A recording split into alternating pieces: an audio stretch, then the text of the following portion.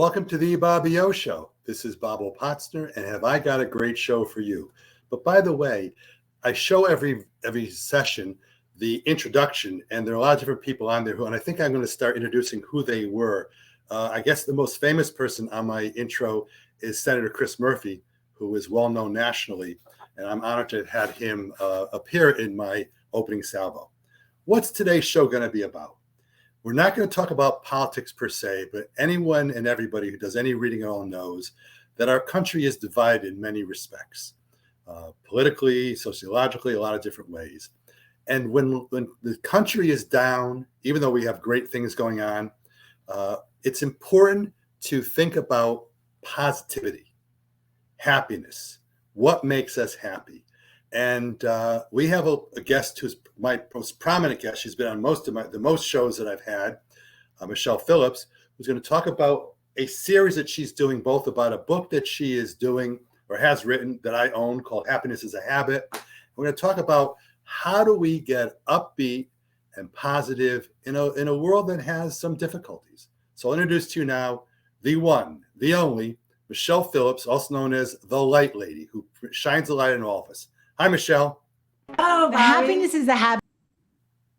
Hello, Bobby. It's great to see you. Great to be here. It's nice to have you also. I want to start before we go to the sort of video that we have to read to you one of my all-time favorite quotes, which I think ties in to where we are. It's by Charles Dickens in the book A Tale of Two Cities.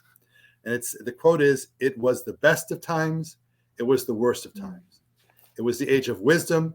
It was the age of foolishness. It was the epoch of belief. It was the epoch of incredulity. It was a season of light. It was a season of darkness. It was the spring of hope. It was the winter of despair."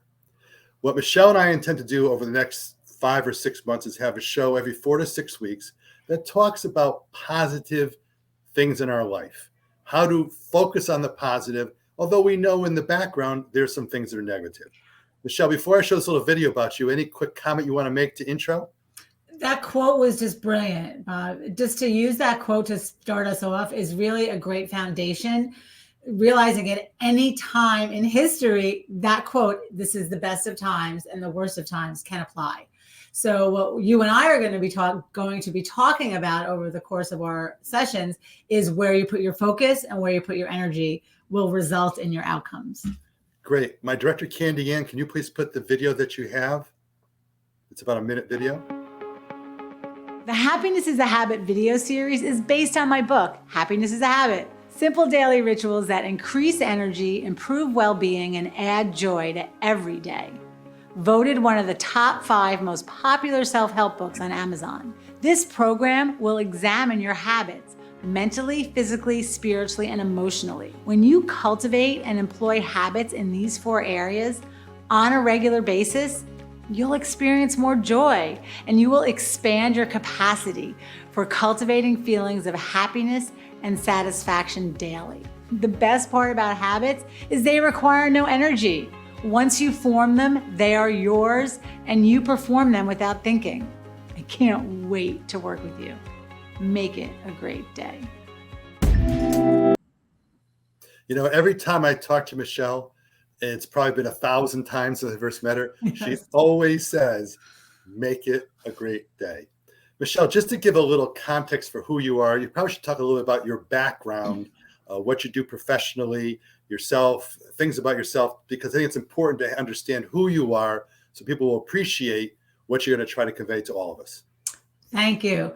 Yes, I have been doing this work for over 25 years now. I run corporate workshops. I am an executive coach. I'm a podcaster, and basically I'm certified in emotional intelligence, positive psychology. And most of my 90% of my work is in corporations, helping people and helping teams up their emotional intelligence, their positivity, and which has been proven and linked to lower burnout, lower turnover, better productivity. So most of my work is in organizations, but I also work one-on-one with clients as well. You know, I've talked to, as I said, Michele, many, many times, and she's always got this upbeat approach to life. She lives on Long Island, and I know if you ever drive in the LIE, you got to have people raging at you or whatever. So I told Michele one day, Michele, the next time someone cuts you off on the highway, would you please call me? Because I want to hear you being upset. And I think you made me laugh for about 2 days on that particular comment. Yeah, I know. What's a great quote? Listen to me very carefully, but don't watch me too closely. I'm a human being just like anyone else. And while I understand the coping skills and the habits behind positive psychology, sitting in a 2-hour traffic jam will get the best of anyone.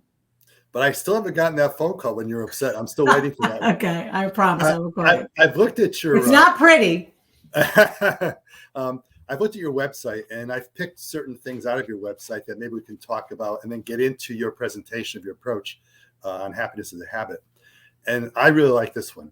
You said, quote, so many people today feel like they should be happier.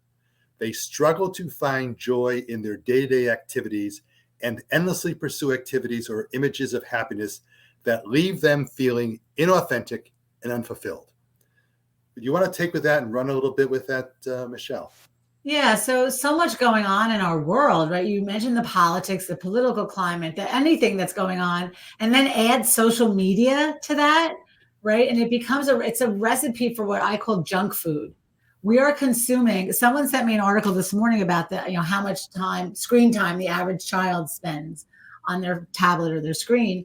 And we are just giving into so much. So watching other people live their lives, watching other people posting about what they're doing, that we're forgetting to engage in our own happiness, in our own life, right? And really finding out what brings us joy. So it's that they call it destination sickness too. You think, oh, I'll be happy when I buy the boat, when I get the promotion, when I find the spouse.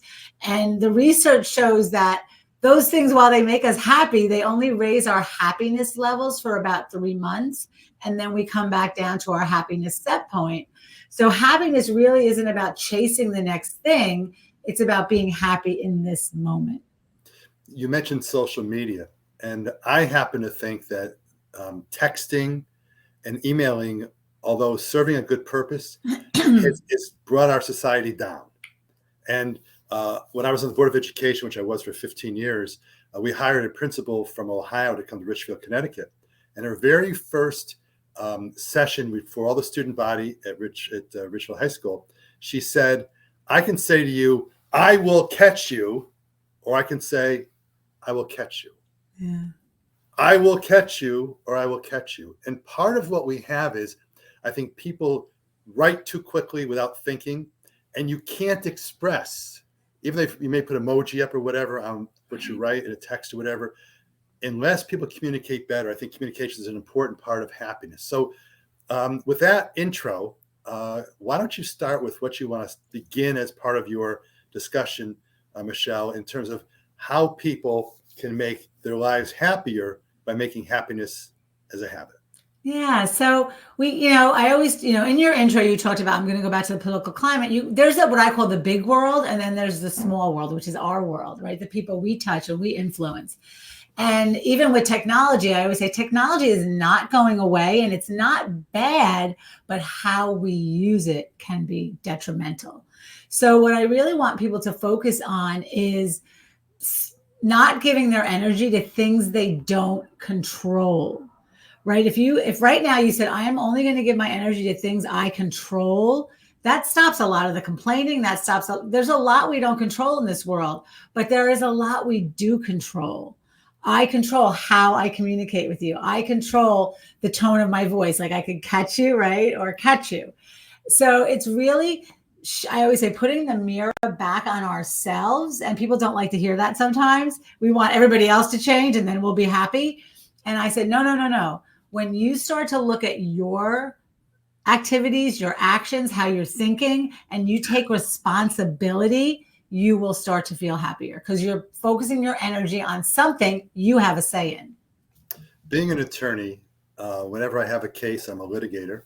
I look at what the statutes say, I look at what the case law says, whatever, but I always want to start with that lowest common denominator. So I'm going to try that with you. And by the way, we have not prepared these questions. So what I'm going to ask Michele is, of course, like we're having a vanilla milkshake at Shake Shack or someplace like that.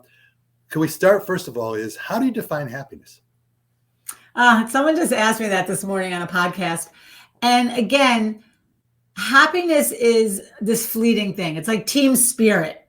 It's like, when you have it, but you can't really articulate. It's like love, right? Someone loves you, but these are things that are bigger than us, which makes them so much. We want them so much, right? So it's really knowing what it feels like when an athlete's in the zone, when you feel love, when you feel joy. Sometimes with my clients, I just say to them, I want you to pay attention to what makes you smile. And you have to define it for yourself. The research has shown happiness is not in things and material things and in achievements. And interestingly enough, if you go to a very affluent neighborhood, they have all the things, the big houses, the boats, the cars. And then what do they want? A spirituality. They want yoga. They want something greater than them. So it's really important to define what brings you joy by your standards and not look at what brings other people joy. Some people are very happy with the vanilla milkshake, and others, want something a little more fancy. And there's nothing wrong with it if you own your own desires. You started off your first part of today's show essentially with the phrase, if I only had. Yeah. I do a lot of divorce work, and I've heard it all. In the years I've done it, you hear everyone's story, and I'm never judgmental. No one should be judgmental, but you hear, if I only had a child, if I only had a better spouse, if I only had more money. And I think it's part of happiness from my perspective is what you said a few moments ago, which is you got to figure out what it is that you want to achieve in life. What is, what is important to you. And then you kind of work on getting to that. But it's almost like, what is poetry? Yes. With Robin Williams in Dead Poet Society. And when he takes out that page, what defines poetry, and he rips it out. And I have a friend who's a poetry professor at Western State University. And I always say, well, what is poetry? Well, what is happiness? And it's very important, and what you said before, that we all define for ourselves what it is that we want to achieve. And I presume also, Michele, that as we grow in life, what made you happy 20 years ago, when you were 19 years old, probably is different than makes what you're happy today when you're 39 years old, right? I mean, life changes. You're hitting on so many good things. And to your point, what I ask my clients I say to them a couple of times a day, I want you to ask yourself two questions. How am I feeling? And am I satisfied with my results? If you're feeling good, let's go with satisfied. Everything's okay. Every moment isn't this epic, oh my gosh, jump for joy, great moment, right? At the end of the day, I still have to drag the recycling to the curb. So if I'm feeling okay and happy, and then I'm satisfied with my results, I get a gold star, right? If I'm not feeling good about myself, or I'm not feeling good about my results, then I have some work to do. So, and happiness is this moving target, right? It's not something we arrive to and we just camp out. It's something that, can I wake up in a good mood? That's why I say, make it a great day. I wake up in the morning and say, I am going to make this a great day. It's on me, versus, looking for someone else to make me happy.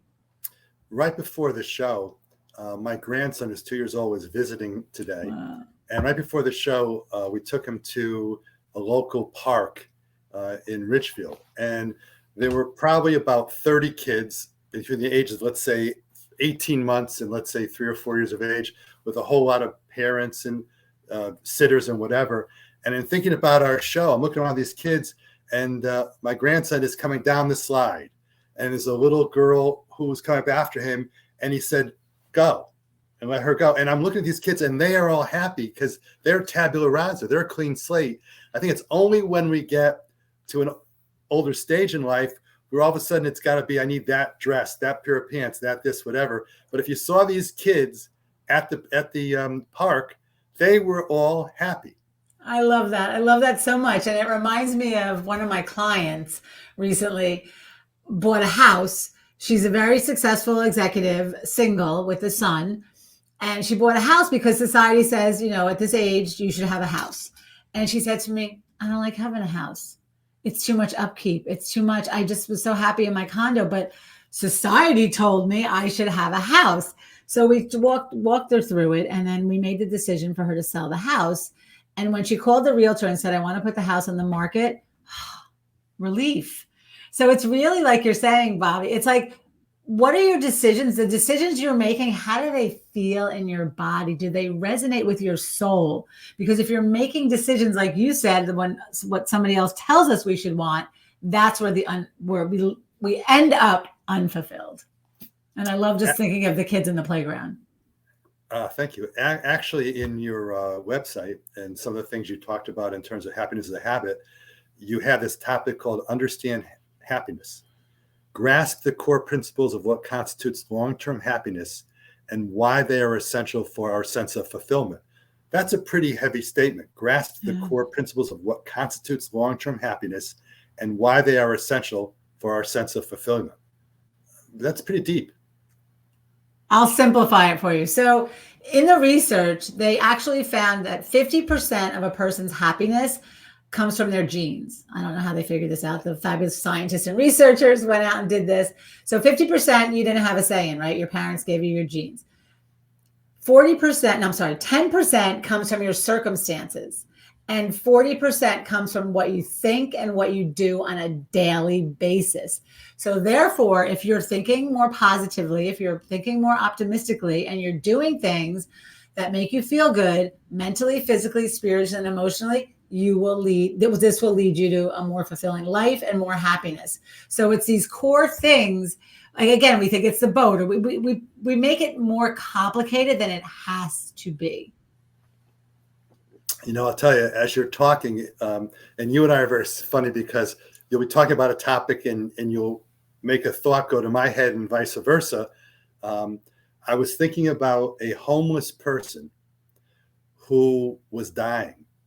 And his only last wish was he wanted to be buried in a Brooks Brothers navy blue suit. And think about this for a second. Someone's got no money. He had some family, and but what he wanted was a Brooks Brothers suit. So somebody calls me and Brooks Brothers has changed now, but the story's a few years old.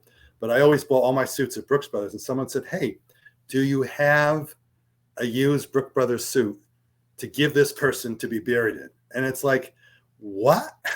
And so long story short is I called my person, Tina, at Brooks Brothers years ago, and they decided to donate a brand new Brooks Brothers suit for this person. I bought I was astonished, but it was very nice of them. I bought the shirt, the tie, the shoes, whatever. And this person got what he wanted, to be buried in a Brooks Brothers suit. Now, several years later, I went to Brooks Brothers and Tina's manager was there. And Tina said, "This is Bob." And the guy says, "Are you the guy with the Brooks Brothers suit?" And we all smiled. Now, I know this story may sound cornball to you. And I just haven't thought of this story in years, but you made me think about it. But think about all the things we want. That new Porsche, that new boat, the summer in Sweden, whatever you want. And here's a guy who had that. And what he did was, this guy who had nothing economically made me, the person who called me, the Brooks Brothers rep, this and that. And even people who've heard this story right now just feel better. And that is something about, I don't know if it ties in how you tie it in, but that's my story. Well, a couple of things I think about when you're talking, first of all, it's a fabulous story, right? And I think you're illustrating something really important. When you do something for other people, you feel good. So if you're ever feeling down or you're feeling, not so good, it's like, what can you do for somebody else? Sometimes I just like to throw change in playgrounds, and I'm not even there when the kids find it, but I just imagine these little kids going, "Oh, a dime, oh, a quarter," right? So it's doing for others. The other thing you brought up when I was listening to that wonderful story is focus. You get what you focus on, right? And this gentleman was like, "I'm just focused on being in a Brooks Brothers suit." And he could have been worried about dying. He could have been worried about having no money. He could have been making himself feel miserable, but he said, "This one last wish, there is fabulous people like you that fulfilled the wish." And so the power of where we put our focus also determines how we feel. So a lot of good things came out about that story. And what I even like the most is that all these years later, those good feelings in positive psychology, when you tell a story, no matter how old it is, you relive those positive feelings, and you get to savor them again, which is what just happened by you sharing the story. By the way, only 4 people know that story before now, so just keep it a secret, please, Michelle and Candy and my director and those who are watching the show today. I've been sort of leading the questioning. Tell me something you want to talk about in terms of happiness as a habit, because this is going to be a series where we're going to be equals. Well, Thank you. Thank you. I think the biggest thing, I always say I'm looking for the believers, and I want people to keep an open mind. Yes, we could turn on the news. I could give you a list of a million things that are going wrong in the world, but I can also focus my attention on things that make me feel better. And when you're feeling better, happy, you are more help to everyone. So as you and I go through the series, the biggest thing I ask people to do is look for something to learn. Ideas can change your life. You could be driving down the street and a song comes on the radio and you go, oh, I never heard it that way before. So let the ideas wash over you, and then look for I call them the golden nuggets. Many years ago, a woman came to my seminar and she heard me say, it takes 21 days to form a habit. Now, 20 years later, she said to me, Michele, I heard you say that and something clicked in my brain. And, 20 years ago, she went on to be a beautiful professional bodybuilder. Then she opened a real estate firm. She's doing amazingly well. She's got all these properties and she's just a real hotshot. But that one idea sparked something in her and she acted on it. So if I could say something to everyone watching this, it's look for the ideas that resonate with you, that kind of jazz you up a little bit. And you go, oh, that's something interesting, right? You and I, Bobby, are going to put out a buffet of beautiful ideas, and people just take the ones that resonate with you and then take action on them and then watch what happens. That's a very important thing you've said, which is take what resonates with you. It's like when I used to do a lot of interviewing for Yale and Duke, which are my schools I went to, and someone would say, well, what can I do when I'm applying to Yale or Duke or any school? What should I do for my extra activities in high school? Mm-hmm. And I always say, do what you enjoy doing. Don't join the Kiwanis Club or the Key Club or the Lions Club or whatever club they have at the high school editions because it looks good in your resume. That's not what you want.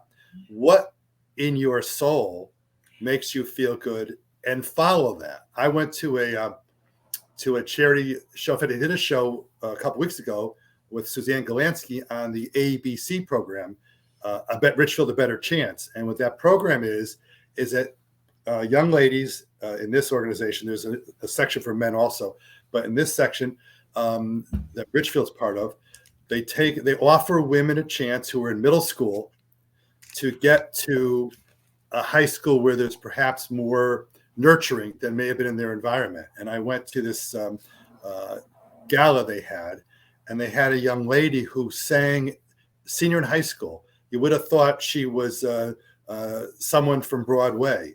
And the point is that if you want to help young students, like Suzanne Galansky did, who was the person honored and who was on my show, you do things that make you feel good, that you enjoy, because then you'll make the kids involved happier. You're a very wise man, Bobby Opatzner. Yes, and it reminds me of a great quote, which I don't remember who said it, but you're a quoteaholic like me. There's that great quote that says, don't do what the world needs. Ask what makes you come alive and go do that, because the world needs more people who have come alive. And when I hear you, that advice, that wonderful sage advice that you're giving these young people, it goes for all of us. Do what makes you come alive, which is why you're doing this show, partly also. Well, you want quotes? I'll give you a quote. Jackie Robinson. The quote about Jackie Robinson was, "It's not how many years you've lived, but how many lives you've touched in the years you've lived." As Michele knows, I do a lot of all these books behind her, books that I've read. I'm like 30 books behind, but if I find a quote I like, I will write it down. And I now have 125 pages of quote after quote, and I pick them out. I never use them when I speak, but it's funny how people can touch your lives with what they write. I just saw a video of Bob Dylan, who I hadn't seen Bob Dylan. When I went to Yale, this guy from upstate New York was a Bob Dylan fan, and I, being from Shelton, Connecticut, a little middle class community, who's Bob Dylan. And I was listening to Bob Dylan, who looked like he was like 20 years old, singing this song. And it like resonated in 2024, like it had in 1964, as part of a positive feeling. Michele, we have 3 minutes left in this show. You and I could talk for 3 hours and feel like 2 minutes. Let me give you sort of a whatever you want to talk about now, and sort of maybe a lead in to what we may talk about the next show, even though we haven't yet decided the topic of the next show. Well, let's talk about it now. What I now, as I see this going for us, this will be a regular segment where we could do a couple of things. We could really, there's so many wonderful coping skills, and people talk about happiness, but it's also about stress management. It's about managing your nervous system. It's about just satisfaction with life. And, each episode we will talk about one of the strategies. I would love to get your viewers involved, maybe take some calls or maybe get people to write in with their questions, because this topic is so important to me. And whenever I do a blog or I do a post, I've been doing this for 25 years. I always say I would not have dedicated my life to this work if it didn't work. It works. I see people get results all the time. So happiness is something that you can cultivate. The research has shown that optimism can be learned. And this is a field that is literally only started in the 90s. So there's just so much wonderful research and there's so many wonderful coping tools that I really look forward to sharing with you and your audience. Well, when you say optimism can be learned, I guess the converse of that would be pessimism can be erased. Yeah. And when we say these things, anyone who's listening and watching the show, don't think that we have all the answers, because Michele might, I certainly don't. But if you heard our conversations, if we just call up and talk to each other, it's stream of consciousness, whatever. But we are what we're trying to do in this series, and the way Michele, you can see how Michele lives her life, and you hear a little bit about what I do and whatever. And we're not the model of what people should do. We're just two people trying to get through life on a daily basis. Last night, Duke lost in NC State in basketball. I can't believe it. And I said, I got to be ready for the show, because if I come grumpy, Michele will call me the show and yell at me. But in any event, Michele Phillips, the Light Lady, it's always been a pleasure having you on the show. I will see you again very soon. And probably in 4 to 6 weeks. I've got a trial in 4 weeks, but we'll figure it out. And folks, this has been Bobo Potsner and Michele Phillips on The Bobby O Show. Thank you for listening and watching. Bye, Michele. Thank you.